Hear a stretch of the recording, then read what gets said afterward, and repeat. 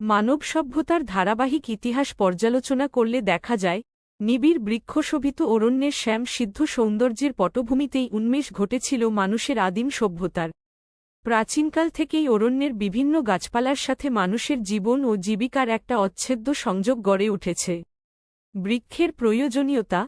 বৃক্ষ মানুষ তথা প্রাণিমাত্রেরই খাদ্যের একমাত্র উৎস। বৃক্ষ প্রাকৃতিক ভারসাম্য রক্ষা করে। বৃক্ষ পরিবেশ দূষণ প্রক্রিয়াকে প্রতিরোধ করে এবং তার অনিষ্টকর প্রভাব থেকে জীবজগৎকে রক্ষা করে।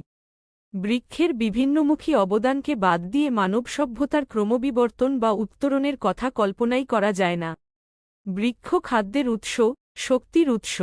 বৃক্ষ মানুষের খাদ্য সরবরাহ করে, বস্ত্রের জন্য প্রয়োজনীয় উপাদান তৈরি করে। বাসস্থান তৈরির অন্যতম উপকরণ বৃক্ষ। রাইড নিবারণকারী এবং স্বাস্থ্য গঠন ও রক্ষাকারী মূল উপাদান আসে বৃক্ষ থেকে। জীবনের জন্য অন্যতম উপাদান অক্সিজেন তৈরি এবং সরবরাহ করে বৃক্ষ।